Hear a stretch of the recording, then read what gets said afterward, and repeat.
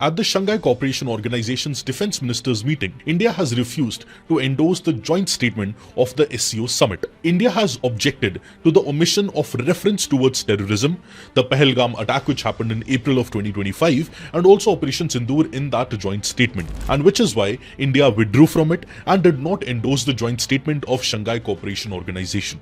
Now, as the current SCO chair, Beijing hosted the 2025 Defence Ministers meeting in Qingdao, China.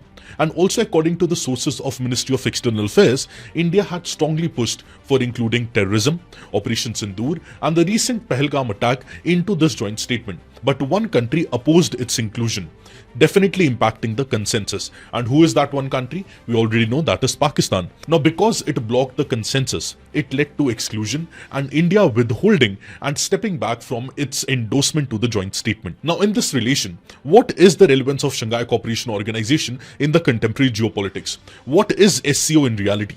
And how SCO is relevant for India in the current geopolitics? All these things we'll be trying to understand in this particular session, alongside the issues and problems which SCO currently is facing. Hello, my name is Preetpal Singh and you're watching Perspective.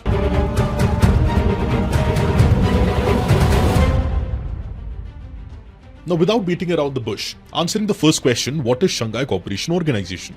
See, SCO is a regional bloc. It is a permanent intergovernmental organization currently consisting of 10 member countries, that is China, Russia, India, Pakistan, Kazakhstan, Kyrgyzstan, Tajikistan, Uzbekistan, Iran, and the recently joined member Belarus. Now, one thing to note here is that it is the world's largest organization, regional organization with respect to area and with respect to population. Now, the evolution of SCO can be traced back to the year 1996, when there was an organization named as Shanghai 5. Now, it was formed by the countries that is China, Russia, Kazakhstan, Kyrgyzstan, and Tajikistan in order to address the post-Soviet security concerns in the region and also to combat religious extremism and ethnic tensions which happened post-Soviet era in these nations, in these countries. So, it started as Shanghai 5 in the year 1996 with the aim of protection and security of these particular countries from ethnic tensions, from religious tensions, or from different terrorism related threats. But it was formally established on June 15th of 2001 in Shanghai, which is why it is known as Shanghai Cooperation Organization, Shanghai, which is in China. So in 2001, the Shanghai 5 also included Uzbekistan into the grouping, and formally SCO was established. Initially, Shanghai Cooperation Organization consisted of 6 members, and eventually India and Pakistan were added to it, and eventually recently Iran was added and Belarus was also added to Shanghai Cooperation Organization. Now, the organization, it represents approximately 42% of the world's population and also 22% of the land area, the area of land in the world, and approximately 20% of the world's GDP, making it one of the largest regional organizations in the world in terms of population and in terms of area. Also, the official working language of Shanghai Cooperation Organization are 2. One is Chinese Mandarin and second is Russian. And its secretariat is definitely in Beijing, China, where it originated in the year 2001. Now, other than that, there are several observer states to Shanghai Cooperation Organization. There are several dialogue partners to it as well, and India and Pakistan were made the full member of SCO in the year 2017 in the Astana Summit. Now, if you have to see the organizational structure of SCO, the Head of States Council, that is the Council of Head of States, is the supreme decision-making body of SCO, and it meets once every year. Also, there is Council of Head of Governments also. It is the second highest council in the organization, and other than that, there is Council of Foreign Ministers, which has regular meetings. There is a Council for Defence Ministers, which is having regular meeting, and one more permanent establishment with SCO is RATS, that is Regional Anti-Terrorist Structure, which is based in Tashkent. Now, this is primarily established to combat terrorism, separatism, and extremism in all the countries which are a member of SCO. So, this is very important. RATS, Regional Anti-Terrorist Structure, which is a very integral part of SCO. Now, if we have to trace back India's association with SCO, it can be traced back to the year 2005, when firstly it was given a observer status, that is a observer member status, and it became a full-fledged member in the year 2017 alongside Pakistan in the Astana Summit, which we already know about. Now, while India joined SCO, it highlighted 5 strong pillars where India's focus at SCO would be. First was startups and innovation. Second was traditional medicine. Third was digital inclusion. Fourth was youth empowerment. And fifth was shared Buddhist heritage. Now, these were the 5 pillars where India embarked on its journey in relation to SCO. And which is why over the years we have seen that India's relationship with SCO has improved, and India joining the SCO gave a very important construct to this regional dynamics, because earlier China was a very dominant country and Russia was a very dominant country, part of SCO. Now one more dominant country, that is India, another very heavy regional pair, joined the SCO in the year 2017, which made this organization even more important and even more heavier. Now multiple times this organization is treated or is touted by the Western media as a response to NATO, that is North Atlantic Treaty Organization, which is a grouping of the developed nations, the Western countries, which is headed by US and UK. Now, a combat to this NATO is Shanghai Cooperation Organization according to the Western media. Definitely formally, this is not the purpose of SCO. Formally, the purpose of SCO is to combat terrorism, to combat extremism, and to promote security in the countries which are a member state to SCO. But one integral point to make here is that in 2017, India joining SCO alongside Pakistan was a very, very great move and was a very important move both for India and for SCO as an organization as well, because it helped in double ways. It helped India also to gain strong foothold in the regional geopolitics, and also helped SCO to gain momentum and to gain heavy weight in comparison to the other regional organizations in the world. But our concern here is the Defence Ministers meeting of 2025 and what transpired in that particular meeting. See, one thing which I told you in the introduction itself is that India refused to sign the joint declaration. So our Honorable Defence Minister Shri Rajnath Singh ji went to China for this Defence Ministers Summit and he refused to sign the joint statement. Now it was after that the joint statement excluded to mention anything in relation to April 22nd Pahalgam attack, and also no reference to Operation Sindoor. Although there was a reference to the Jafar Express hijacking in Balochistan, there was a specific reference made to that in the joint statement, but there were no references made to the Pahalgam attack of April 2025 and also the after that what India conducted as Operation Sindoor. But according to Minister of External Affairs, India pushed for inclusion of all these things, but one particular country refused. And one particular country retaliated. And of course, it was a veiled reference to Pakistan, because which other country would retaliate other than Pakistan in inclusion of all these things? And because the decision and the joint statement of SCO is prepared through consensus, which is why these things were not included in the joint statement. And of course, due to this, the consensus was not achieved and the statement was not adopted. And of course, India did not endorse the joint statement. But one very important thing to note here is that in the speech made by our Honorable Defence Minister, he very clearly condemned the Pahalgam attack, terror attack, where victims were targeted based on their religious identity. Also, he specifically named the Resistance Front, TRF, who took responsibility for this particular attack, which is an offshoot or a proxy of Lashkar-e-Toiba, as responsible for this particular terror attack. And he also demonstrated and described India's response of Operation Sindoor as its demonstration, as India's demonstration of its zero tolerance towards terrorism. Time and again, India has reasserted again that talks and terrorism won't go simultaneously, and peace and terrorism can't coexist. Either there has to be peace or there has to be terrorism, and India always chooses peace, and which is why India as a country has also called for a decisive global action against terrorist sponsors in the world. Any country which sponsors terrorism, there should be a decisive action against them. Also, the consequences for countries enabling terrorism should be very harsh, and cross-border terrorism, if any country is promoting, the consequences for that should be very harsh in the international world order. And alongside that, and also eventually we highlighted that there should be an end to Shanghai Cooperation Organization's silence to state-sponsored terrorism, which is taking place by several countries. Now, till now, we have understood a lot of factual information. But if we go deep down and understand the geopolitics, we know that how relationship between the countries in SCO is panning out. So we all know that it was Pakistan who was responsible for perpetrating terror in Pahalgam attack in India in April of 2025.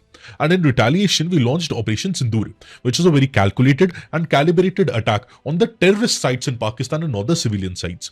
But after that, which country supported Pakistan in retaliating against India? It was none other than China. And China is a very integral part of SCO. So China being a part of SCO, Pakistan also being a part of SCO, makes things definitely harder for India to push in the SCO summit and to push in the joint declaration, because China openly, clearly supported Pakistan during this terror attack and during the Operation Sindoor period as well. Now, earlier, if we see historically, there were two major powers which were prominent in the Shanghai Cooperation Organization. One was Russia and one was China. Now, Russia right now is preoccupied with the Russia-Ukraine war, which is why China is the most dominant authority in the SCO right now. Now, in 2017, if you would remember, when India and Pakistan both became a member of SCO simultaneously, it was China's wish to include Pakistan and it was Russia's wish to include India. So Russia has been always supporting India since the year 1971. Russia has been clearly supporting India, but China has been clearly supporting Pakistan. And to our misfortune, both the countries, China and Pakistan, are very close neighbor of us. And with both the countries, we don't have good relationship right now. So China's military and diplomatic support to Pakistan does not go well with India, that is for sure. Because eventually we see that China is also promoting and pushing China because of their own strategic interest in the region. And because China wants some ally in the region, they go for Pakistan, because India is naturally not a very big ally to China because we have already had multiple wars. And which is why China has been shielding Pakistan in a lot of global forums from criticism over terrorism.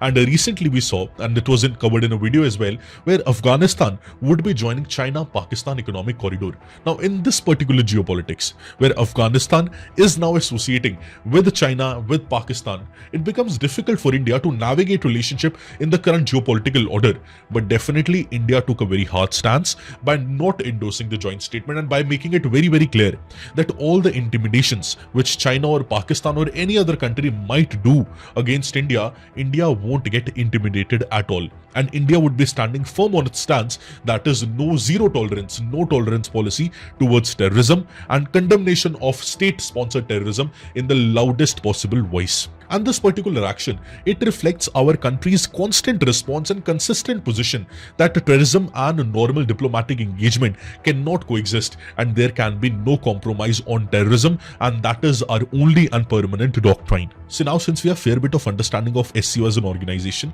and the recent defense ministers meet and what transpired in the meet, it is very important for us to understand how SCO as a regional organization, as an intergovernmental grouping, is relevant, important and significant for India as a country. See, one thing is very clear, that SCO promotes regional stability, it promotes peace, and it helps the countries to combat against terrorism or extremism forces or ethnic tensions and violence which might be cross-border. So in relation to regional security, India's benefit in joining SCO is very, very huge, which is why SCO's significance for India in regional security dynamics is great. And definitely through the RATS structure, that is regional anti-terrorist structure of SCO, India can leverage very well.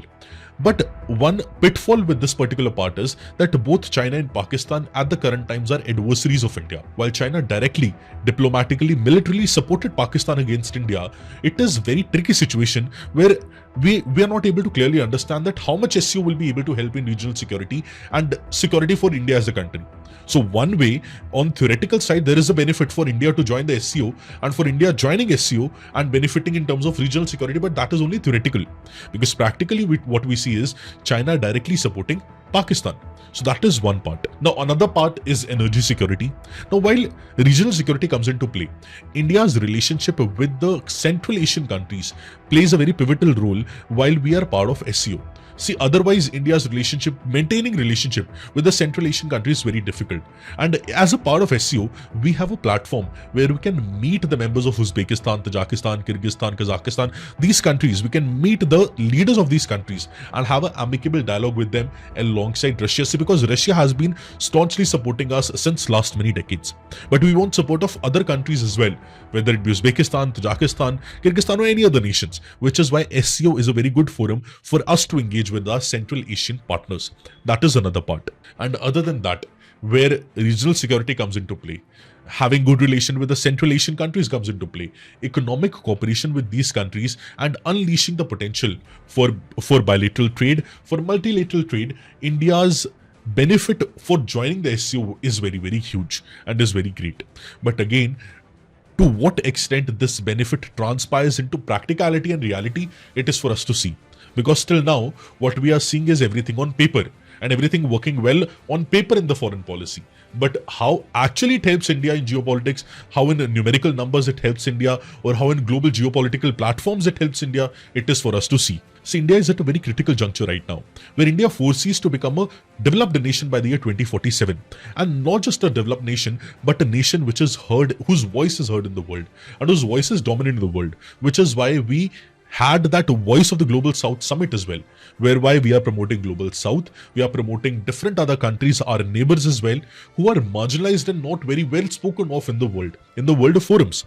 And in this relation, SCO, India being a part of SCO, plays a very integral role, because India maintains its relationship with one of the largest intergovernmental organization in the world, and it is the largest intergovernmental organization, regional organization, because India is a part of it.